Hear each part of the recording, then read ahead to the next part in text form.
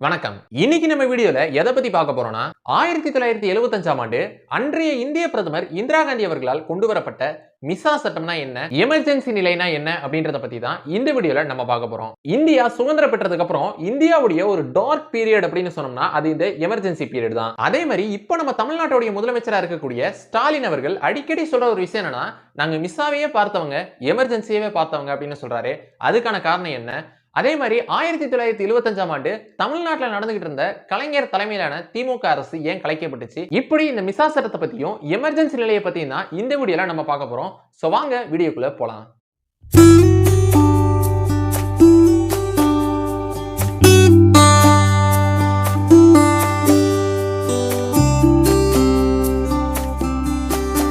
முதல்ல இந்த ஒரு பிரச்சனை எங்க இருந்து ஆரம்பிக்குது அப்படின்னு பாத்துக்கிட்டோம்னா 1971ஆம் ஆண்டு நடந்த பாராளுமன்ற தேர்தல்ல இருந்தா. 1971ஆம் ஆண்டு நடந்த பாராளுமன்ற தேர்தல்ல அன்றைய இந்திய பிரதமர் இந்திரா காந்தி அவர்கள் உத்தரப்பிரதேசத்துல உள்ள ரேபரேலி தொகுதியில வந்து போட்டியிடுறாங்க. அப்படி அவங்க போட்டியிட்டு ரேபரேலி தொகுதியில வெற்றியும் பெறாங்க. ஆனா அவங்க வெற்றி பெற்றதுக்கு அப்புறம் அவங்களுடைய வெற்றி செல்லாது, அவங்க வந்து முறைகேடா வெற்றி பெற்றுட்டாங்க அப்படின்னு சொல்லி இந்திரா காந்தி அவர்கள் மீது அலகாபாத் நீதிமன்றத்துல ஒரு வழக்கு போடப்படுது. ஆனா அந்த எலெக்ஷன்ல காங்கிரஸ் வெற்றி பெற்று இந்திரா காந்தி அவர்கள் பிரதமர் ஆகிறாங்க. இருந்தாலும் இந்திரா காந்தி அவர்களுடைய வெற்றி செல்லாது அப்படின்னு அலகாபாத் நீதிமன்றத்துல போடப்பட்ட வழக்கு அப்படின்றது 4 வருஷம் விசாரணை நடக்குது. 4 வருஷம் விசாரணைக்கு அப்புறம் 1975ஆம் ஆண்டு அலகாபாத் நீதிமன்றம் ஒரு தீர்ப்பு கொடுக்கறாங்க. என்னன்னா இந்திரா காந்தி அவர்களுடைய வெற்றி செல்லாது அப்படின்னு. இந்த ஒரு தீர்ப்பை அலகாபாத் நீதிமன்றம் கொடுத்ததுக்கு அப்புறம் அன்றைய எதிர்க்கட்சி தலைவர்கள் எல்லாரும் இந்திரா காந்திக்கு எதிராக குரல் கொடுக்க ஆரம்பிக்கிறாங்க.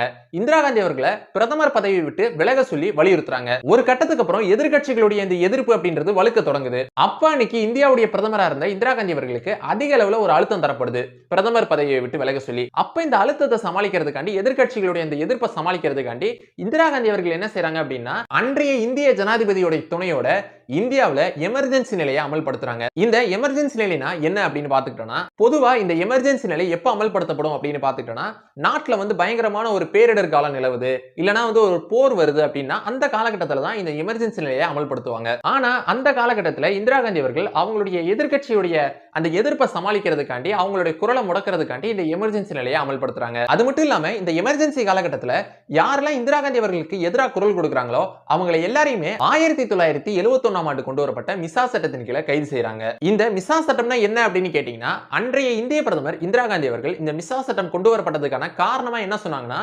நாட்டுல நடக்கிற தப்புகளை வந்து உடனுக்குடன் வந்து தடுக்கிறதுக்கு தான் இந்த மிசா சட்டம் அப்படின்ற ஒன்று கொண்டு வரப்பட்டிருக்கு அப்படின்னு இந்திரா காந்தி அவர்கள் சொன்னாங்க. ஆனா உண்மையிலேயே இந்த சட்டம் அதுக்காண்டி தான் பயன்படுத்தப்பட்டுச்சு அப்படின்னு கேட்டீங்கன்னா இல்ல. பெரிதளவுல வந்து அரசியல் ரீதியா யார் யாரெல்லாம் இந்திரா காந்தி அவர்களுக்கு எதிராக இருக்காங்களோ அவங்களை எல்லாம் இந்த சட்டத்தின் கீழ கைது செஞ்சாங்க. இந்த மிசா சட்டத்தின் கீழ அதிகாரிகளுக்கு வந்து முழு சுதந்திரம் தரப்பட்டுச்சு. அதாவது யாரை வேணா எப்ப வேணா போலீஸ் வந்து கைது செஞ்சுக்கலாம். அந்த மாதிரி அதிகாரிகளுக்கு முழு சுதந்திரத்தை இந்த மிசா சட்டத்துல கொடுத்திருந்தாங்க. இதுக்கப்புறம் இந்திரா காந்தி அவர்களை யாரெல்லாம் எதிர்த்து குரல் கொடுக்கறாங்களோ அத்தனை பேரையும் இந்த மிசா சட்டத்துல கைது செய்றாங்க.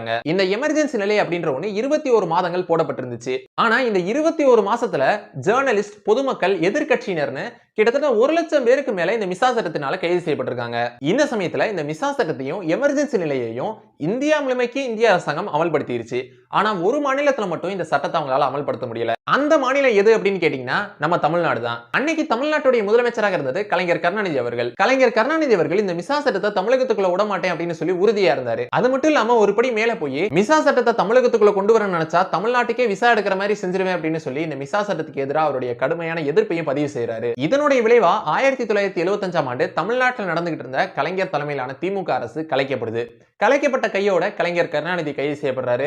அப்புறம் இன்னைக்கு தமிழ்நாட்டுடைய முதலமைச்சராக இருக்கக்கூடிய ஸ்டாலின் அவர்கள் கைது செய்யப்படுறாங்க. இப்படி அந்த எமர்ஜென்சி காலகட்டத்தில் இந்த மிசா சட்டத்தினால பல பேர் கைது செய்யப்பட்டாங்க. இதுக்கப்புறம் 1977ஆம் ஆண்டு பாராளுமன்ற தேர்தல் நடக்குது. இந்த எமர்ஜென்சி நிலை மிசா சட்டத்தை அமல்படுத்தினதுடைய விளைவா இந்திரா காந்தி அவர்கள் தலைமையிலான காங்கிரஸ் அந்த தேர்தலில் படுதோல்வி அடையுது. அப்ப ஜனதா பார்ட்டி ஆட்சிக்கு வராங்க. அப்படி ஆட்சிக்கு வந்து 1977ஆம் ஆண்டு இந்த எமர்ஜென்சி நிலையை திரும்பி பெறாங்க. அது மட்டும் இல்லாம மிசா சட்டத்தையும் ரத்து செய்யறாங்க. இப்ப இந்த மிசா சட்டத்தினால கைது செய்யப்பட்ட சில முக்கியமான அரசியல் தலைவர்களை பத்தி நம்ம பாத்துக்கிட்டோம் அப்படின்னா, இந்த மிசா சட்டத்தின் கீழ பீகாரினுடைய முன்னாள் முதலமைச்சர் லாலு பிரசாத் யாதவ் கைது செய்யப்பட்டிருக்காரு. அதே மாதிரி இந்தியாவுடைய முன்னாள் பிரதமர் அடல் பிஹாரி வாஜ்பாய் கைது செய்யப்பட்டிருக்காரு. அதே மாதிரி எல்கே அத்வானி கைது செய்யப்பட்டிருக்காரு. தமிழ்நாட்டை பொறுத்த வரைக்கும் தமிழ்நாட்டுடைய முன்னாள் முதலமைச்சர் கலைஞர் கருணாநிதி அவர்கள் கைது செய்யப்பட்டிருக்காங்க. இப்ப தமிழ்நாட்டுடைய முதலமைச்சராக இருக்கக்கூடிய ஸ்டாலின் அவர்கள் கைது செய்யப்பட்டிருக்காங்க. அதே மாதிரி முன்னாள் ஒன்றிய அமைச்சராக இருந்த முரசொலி மாறன் அவர்களும் கைது செய்யப்பட்டிருக்காங்க. செய்யப்பட்டிருக்காங்க. இப்படி இந்த மிசா சட்டத்தின் கீழ பல முக்கியமான அரசியல் தலைவர்கள் கைது செய்யப்பட்டிருக்காங்க. சோ இந்த ஒரு மிசா சட்டத்தை பத்தியும் எமர்ஜென்சி நிலையை பத்தியும் தான் இந்த வீடியோல நான் சொல்லலாம் அப்படின்னு நினைச்சேன். சோ இந்த வீடியோ உங்களுக்கு பிடிச்சிருந்துச்சுன்னா லைக் பண்ணுங்க, உங்க ஃப்ரெண்ட்ஸ்க்கு ஷேர் பண்ணுங்க. அப்புறம் மறக்காம நம்ம சேனலை சப்ஸ்கிரைப் பண்ணிட்டு பக்கத்துல உள்ள பெல் ஐகானை கிளிக் பண்ணிக்கோங்க. So see you next video. Until signing off by Sabri Karthik.